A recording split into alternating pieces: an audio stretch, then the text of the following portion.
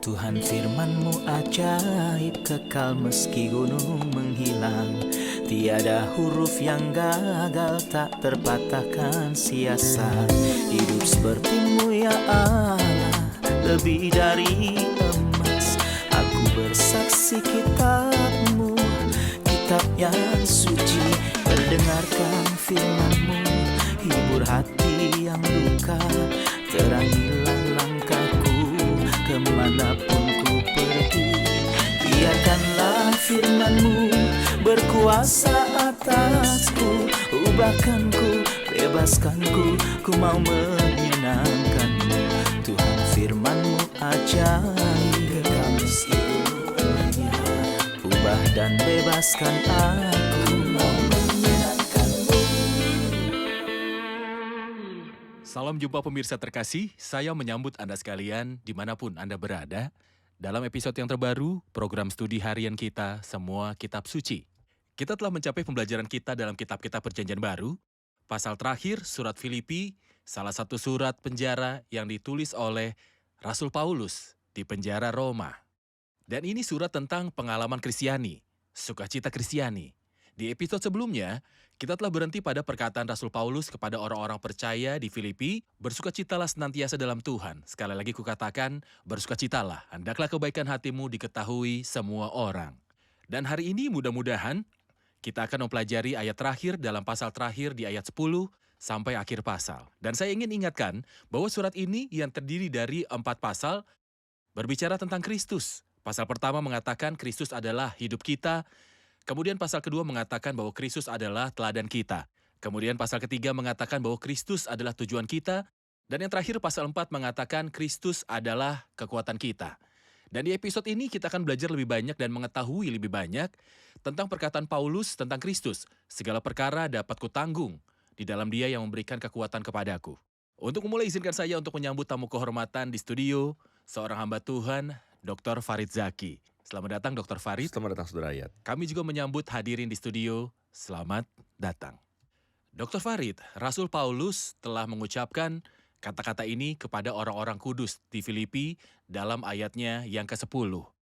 Aku sangat bersukacita dalam Tuhan bahwa akhirnya pikiranmu dan perasaanmu bertumbuh kembali untuk aku. Memang selalu ada perhatianmu, tetapi tidak ada kesempatan bagimu. Kukatakan ini bukanlah karena kekurangan, sebab aku telah belajar mencukupkan diri dalam segala keadaan. Aku tahu apa itu kekurangan, dan aku tahu apa itu kelimpahan. Dalam segala hal dan dalam segala perkara, tidak ada sesuatu yang merupakan rahasia bagiku, baik dalam hal kelimpahan maupun kekurangan. Segala perkara dapat kutanggung dalam Dia yang memberi kekuatan kepadaku. Apa arti dari perkataan ini? Kita berada di bagian terakhir surat ini. Jadi dia mengacu pada apa yang dia sebutkan di awal suratnya tentang persembahan keuangan yang telah mereka kirimkan kepadanya. Paulus berada di penjara Roma dan hanya beberapa orang saja yang membantu kebutuhan keuangannya. Dia menyebutnya sebagai kesusahannya. Ini adalah kesulitan keuangan. Dia tidak punya uang.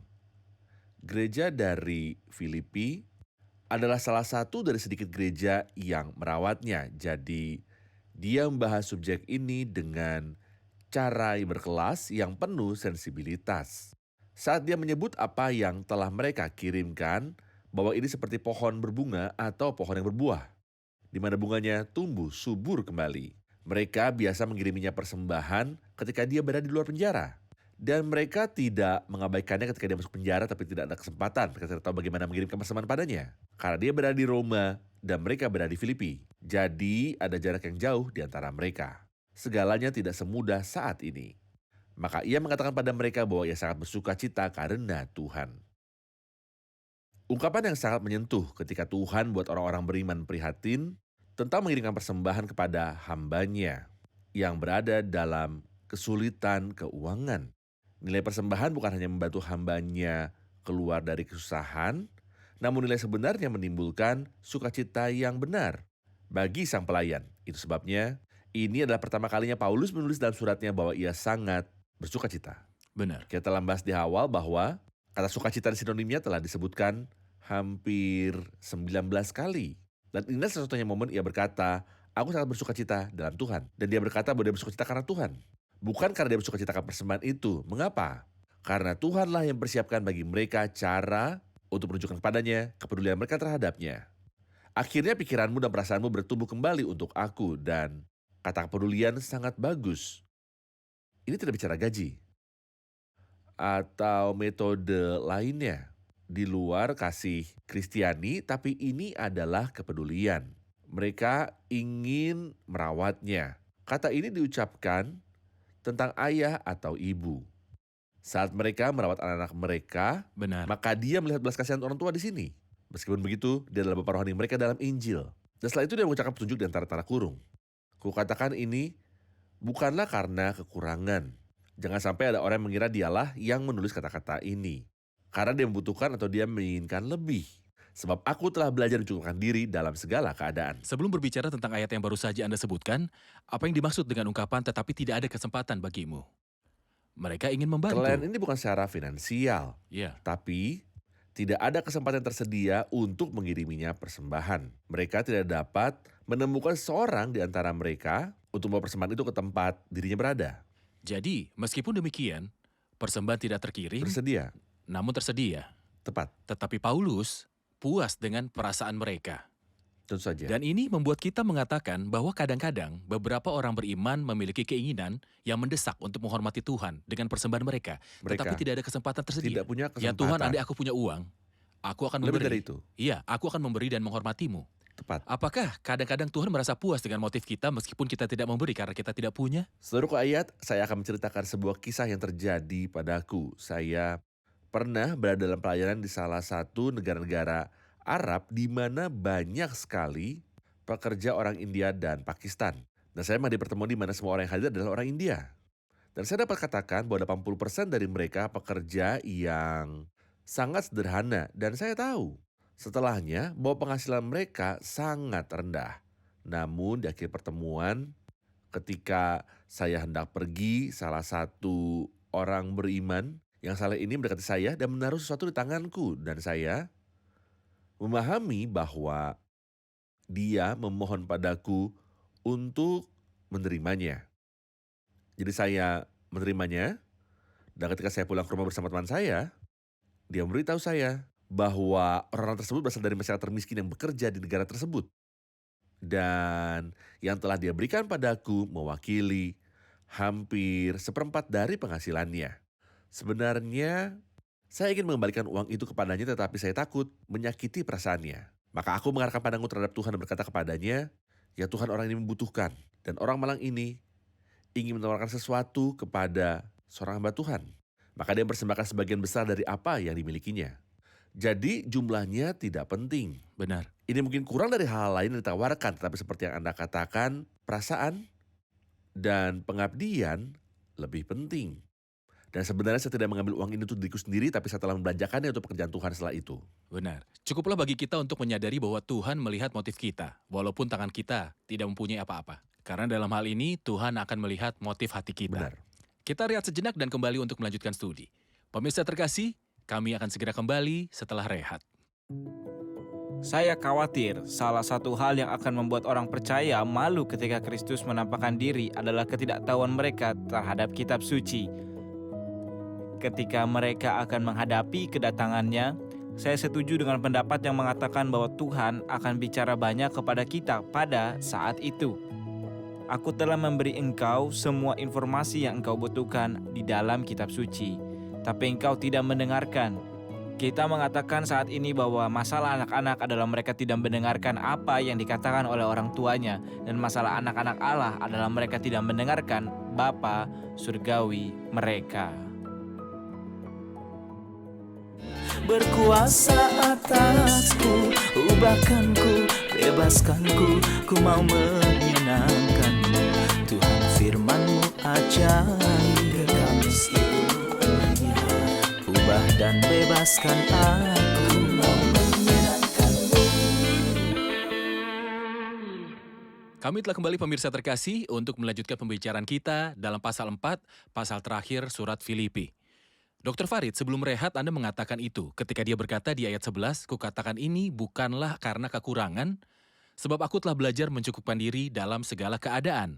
Dia memberi petunjuk di antara tanda kurung untuk memperjelas sesuatu. Apa yang Ya. ingin dia klarifikasi? Dia ingin katakan bahwa dia berterima kasih kepada mereka atas persembahan tersebut. Dan dia tidak menyiratkan secara tersirat bahwa dia ingin mereka mengiriminya lebih banyak. Tapi dia berkata bahwa dia tidak punya kebutuhan. Mengapa? Apakah ada orang lain yang merawatnya? Dia bilang tidak. Katanya kalau Tuhan mengiriminya uang itu bagus. Dan jika dia tidak mengirimi apapun, dia belajar untuk merasa puas. Apapun keadaannya. Fase kedewasaan manusia yang paling mulia adalah belajar untuk merasa puas dalam segala keadaan. Benar. Keadaan yang berhubungan dengan tempat hingga kemampuan atau keterkaitan pada orang-orang yang berurusan dengan kita. Inilah saatnya seorang bersyukur kepada Tuhan dan melihat bahwa Tuhan mengendalikan segala sesuatunya. Dan hal yang paling membuat kita sengsara adalah tidak merasa puas. Benar. Dan cara yang paling mulia dalam memenuhi kebutuhan orang-orang percaya adalah dengan menyerahkan kebutuhan Meminta itu dari tangan tersebut pada Tuhan. Dan sebagai hasil dari doa-doa ini, Tuhan akan menggerakkan hati orang-orang beriman untuk memberi. Amin. Kehormatan benar jika Tuhan membuat hati-hati tergerak untuk memuaskan kebutuhan saya, tanpa kita menceritakan kebutuhan kita kepada orang lain. 100% benar. Hadirin memiliki pertanyaan, mari kita jawab pertanyaan hadirin. Di ayat 12 dia berkata, aku tahu apa itu kekurangan dan aku tahu apa itu kelimpahan. Apa maksud ayat ini? Ayat yang mengatakan, aku tahu apa itu kekurangan dan aku tahu apa itu kelimpahan. Artinya jika Tuhan tidak mengutus saya atau jika saya tidak punya kebutuhan pokok, saya menerima kekurangan. Dan jika saya menerima lebih dari apa yang aku perlukan, saya hanya mengambil apa yang saya perlukan dan sisanya tetap ada. Benar?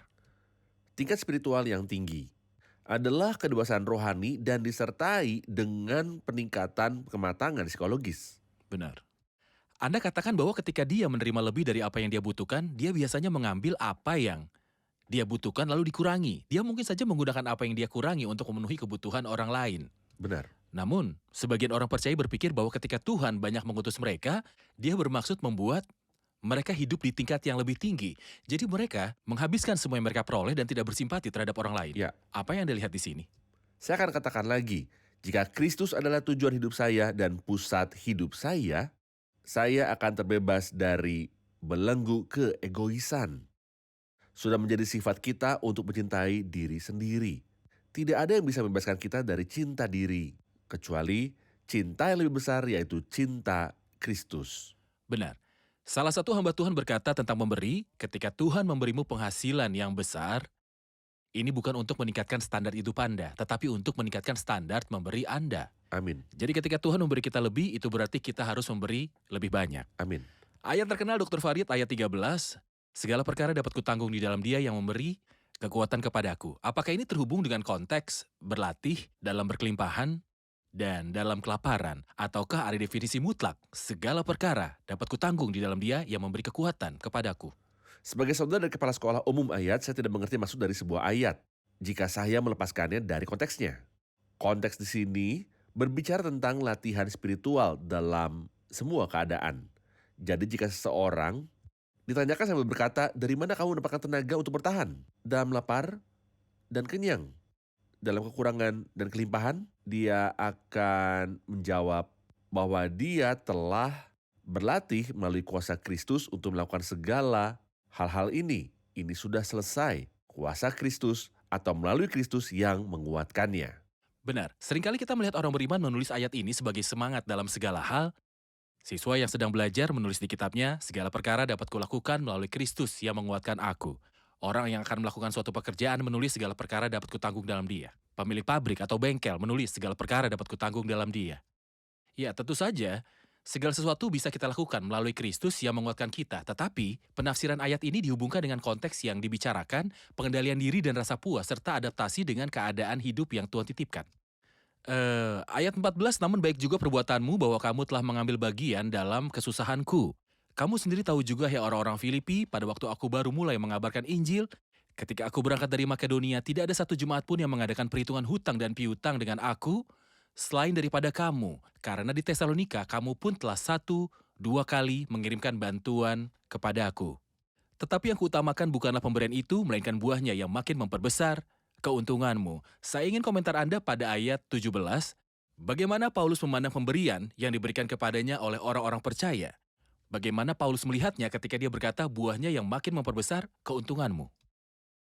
Setiap persembahan yang diberikan orang percaya untuk pekerjaan Tuhan, pelayanan Tuhan, atau bagi mereka yang mengabdi pada Injil, ini adalah suatu buah dari kehidupan Kristen mereka. Tetapi dengan buah ini, mereka membuka rekening di bank surgawi. Sebuah akun untuk mereka. Tepat. Ini adalah buah yang membuktikan kebenaran kehidupan Kristen. Selain itu, kita membuka akun di mana semakin murah hati kita di sini, semakin banyak rekening yang disimpan bagi kita di surga akan bertambah. Dan selanjutnya, kebahagiaan kita di surga akan bertambah.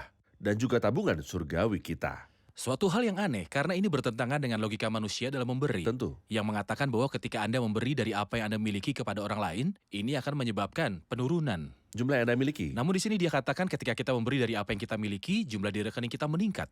Benar. Buahnya yang makin memperbesar keuntunganmu. Kini aku telah menerima semua yang perlu daripadamu, malahan lebih daripada itu. Aku berkelimpahan karena aku telah menerima kirimanmu dari Epafroditus, suatu persembahan yang harum. Dia menyebutnya suatu persembahan yang harum. Apa yang Anda lihat dalam penamaan ini? Sebenarnya kita melihat banyak sekali nama untuk memberi. Pemberian yang berasal dari hati yang penuh kasih. Dan jiwa yang puas dan kemurahan hati. Jadi dia pertama-tama menyebutnya buah. Kedua, pembukaan rekening di surga. Ketiga, korban yang aromanya harum. Disebutkan tentang korban sajian, korban bakaran, dan sebagainya. Persembahan perdamaian dalam perjanjian lama. Bahwa masing-masingnya adalah sebagai santapan yang berupa korban api-apian menjadi bau yang sangat menyenangkan. Seolah Tuhan bisa mencium bau harum pada diri mereka, sebuah ungkapan yang berarti bahwa mereka biasa menyenangkan Dia. Jadi Paulus berkata bahwa ketika mereka mengirimnya persembahan itu, dia menerimanya seolah aromanya harum. Paulus menerima hadiah-hadiah ini dan seolah dia sedang menceritakannya kepada Tuhan. Ya Tuhan, saudaraku telah mengirimiku ini, persembahan dan aku mencium aroma harum. Dan juga Tuhan mencium aroma manis ini, pengorbanan yang dapat diterima oleh Tuhan. Mengatakan pelayanan memberi pengorbanan. Menjelaskan sedikit kisah tentang pelayanan imamat Kristen. Pada zaman dahulu pengorbanan dilakukan dengan penuh darah. Beri saya gambaran tentang ciri-ciri pengorbanan para imam dan mendekati Tuhan dalam perjanjian baru. Mengingat ajaran perjanjian baru, karena tindakan Kristus dan penumpahan darahnya di kayu salib, semua orang beriman, semua orang yang menerima tindakan ini telah menjadi raja dan pendeta. Menurut kitab Wahyu pasal 1 ayat 5. Mempraktikkan imamat berarti mempersembahkan korban dengan perbedaannya. Bahwa setelah Kristus datang, segala hewan korban yang tadinya disembelih sudah berakhir. Dan di era Kristen pengorbanan rohani sudah dimulai. Yang berarti hal-hal yang bukan binatang tetapi hal-hal rohani dan perjanjian baru menyebutkan kepada kita jenis-jenis pengorbanan ini. Di sini misalnya memberi dengan kemurahan hati adalah pengorbanan yang dilihat dan disenangi oleh Allah. Memuji adalah sebuah pengorbanan. Berbuat baik kepada orang lain dan berbagi apa yang kita miliki adalah sebuah pengorbanan. Mempersembahkan tubuh kita adalah sebuah pengorbanan. Doa adalah sebuah pengorbanan. Ucapan syukur dalam segala keadaan adalah sebuah pengorbanan. Kita memiliki berbagai pengorbanan spiritual dan itu luar biasa. Benar, karena imamat sudah menjadi rohani, begitu pula pengorbanannya telah menjadi rohani. Kita rehat sejenak dan akan segera kembali. Pemirsa terkasih, kami akan kembali lagi setelah rehat. Bebaskanku, ku mau menyenangkanmu. Tuhan firman-Mu ajaib, kami seluruhnya. Ubah dan bebaskan aku, mau menyenangkanmu. Kami telah kembali pemirsa terkasih untuk melanjutkan pembelajaran kita di pasal 4 yang merupakan pasal terakhir dalam surat Filipi. Sekarang mari kita jawab pertanyaan. Silakan. Dalam ayat 19 ia berkata, Allahku akan memenuhi segala keperluanmu menurut kekayaan dan kemuliaannya dalam Kristus Yesus. Apakah ini berarti bahwa Tuhan seharusnya memberi saya segala sesuatu yang saya minta sesuai kekayaannya? Apa maksud ayat ini, Dr. Farid? Pertama, pembicaraan dalam ayat ini adalah mengenai orang-orang beriman yang memberi dalam kemurahan hati dan yang setia dalam penata layanannya. Jadi prinsipnya adalah ketika kita setia pada pengelolaan keuangan dan ketika kita memberi dengan murah hati, mari kita berharap bahwa Tuhan akan menyediakan semua kebutuhan kita. Hal kedua, ayat tersebut mengatakan segala keperluanmu dan tidak mengatakan segala keinginanmu Atau bahkan permintaan atau nafsu. Tidak ada sama sekali dalam kitab suci yang mengatakan bahwa Tuhan bertanggung jawab untuk mengabulkan keinginan kita. Namun dia mengatakan bahwa dia bertanggung jawab untuk tidak membiarkan kita menderita karena kebutuhan apapun. Peran saya adalah menyatakan dalam segala hal keinginanmu kepada Allah. Tepat. Peran Tuhan memenuhi kebutuhan saya. Dia menyediakan kebutuhan banyak lagi. Dan orang-orang yang merasakan sebagian besar pasokan Tuhan untuk kebutuhan mereka adalah orang-orang beriman yang menjalani kehidupan memberi. Benar. Entah pemberian materi atau pemberian dalam pelayanan atau pemberian secara emosional. Orang-orang percaya yang selalu memberikan dirinya kepada orang lain dan dari sisi Tuhan, dia tidak hanya memberi kebutuhan mereka, tapi dia menyediakan semua kebutuhan mereka. Dan dia tidak menyediakan sesuai dengan apa yang mereka harapkan. Namun menurut kekayaannya dalam kemuliaan oleh Kristus Yesus. Dia berkata Allahku akan memenuhi segala keperluanmu. Dia bisa saja mengatakan Allah akan memenuhi segala keperluanmu. Tapi dia memanggilnya Allahku saat dia di penjara. Dia memanggilnya Allahku saat dia berlatih bagaimana hidup dalam susah. Apa yang Anda lihat di dalamnya? Saya melihat kebanggaan terbesarnya dalam hubungannya dengan Tuhan. Dia berada di penjara, tapi meski begitu dia berkata Allahku. Seolah-olah penjara itu tidak ada pengaruh pada dia atau mempengaruhi pemikirannya. Ketika dia berada di penjara, dia menyanyikan himne atau mengucapkan permohonan ini atau mendoakannya. Allahku akan memenuhi segala keperluanmu. Dan ketika dia berkata Allahku akan memenuhi segala keperluanmu, ia berkata menurut kekayaan dan kemuliaannya dalam Kristus Yesus. Dia berkata menurut kekayaan dan kemuliaannya. Ungkapan ini membawa hati kita kemana sebenarnya? Itu membawa kita menuju kemuliaan. Hal ini membawa kita kepada Kristus yang tetapkan Allah sebagai ahli warisnya dari semua hal. Hal ini membawa kita pada ayat yang mengatakan, dan jika kita adalah anak, kita juga adalah ahli waris yang akan menerimanya bersama-sama dengan Kristus, dan itulah yang dapat kita bayangkan. Namun ada hal-hal yang bahkan tidak dapat kita bayangkan. Kekayaan Allah dalam kemuliaannya yang dinyatakan dalam Kristus. Saya ingin menanyakan pertanyaan yang lebih realistis. Menurut kekayaan dan kemuliaannya, ada orang yang hidup di beberapa negara Arab dan mereka kini tidak punya rumah. Sekarang mereka mungkin tinggal di kamp pengungsian.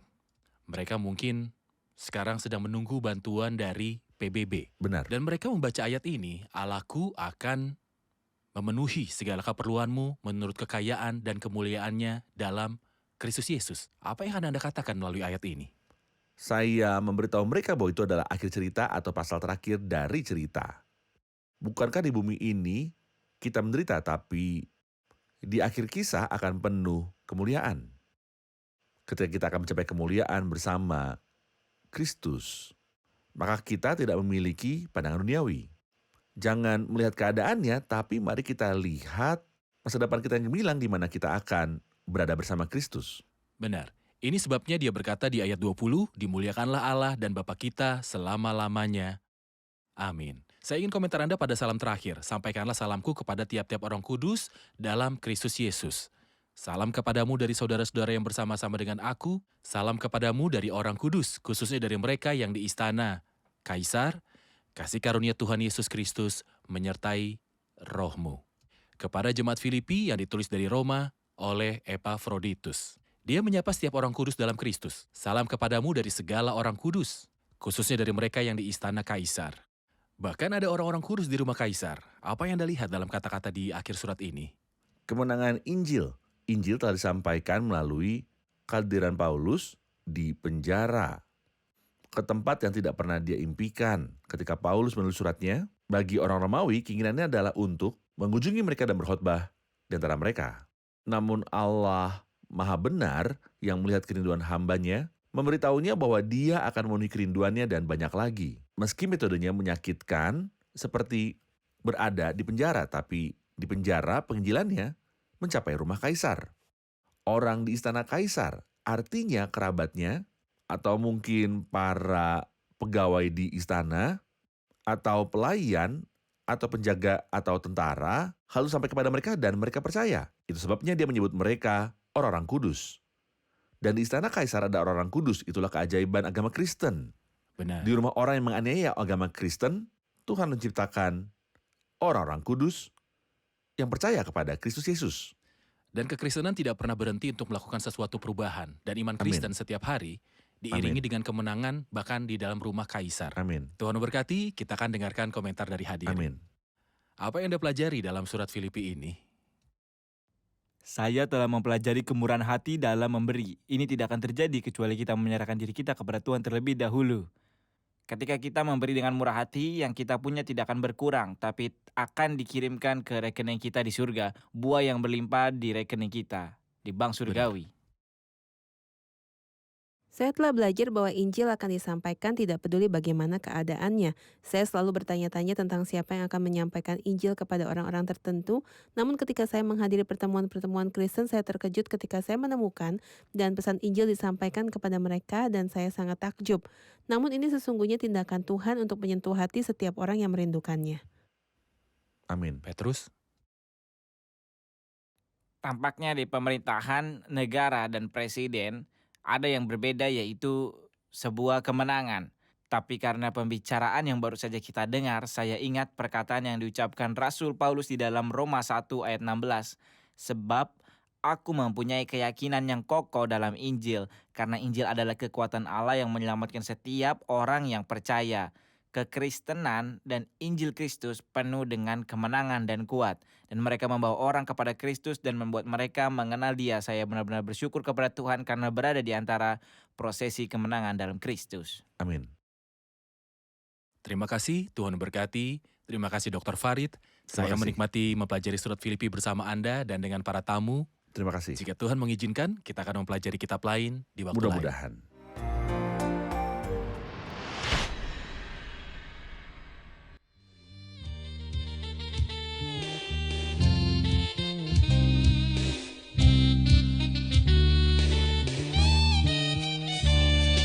حبيب العمر لطول العمر هتبقى حبيبي طول العمر والباقي العمر هتبقى حبيبي حبيب العمر لطول العمر هتبقى حبيبي طول العمر والباقي العمر هتبقى حبيبي. مين زيك يسامح، مين زيك يداوي، مين زيك يحل، مين زيك يسامح، مين زيك يداوي، مين زيك يحل، مين غيرك يقول للشيء كن فيكون، مين غيرك قادر على هدم محصور، مين غيرك يقول للشيء كن فيكون، مين غيرك قادر على هدم محصور، مين بالحب يروي القلب من الينبوع، مين غيرك يسامع بالحب يا يسوع.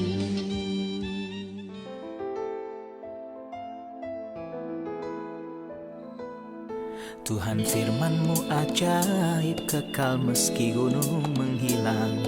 Tiada huruf yang gagal, tak terpatahkan siasat. Hidup seperti-Mu ya Allah, lebih dari emas.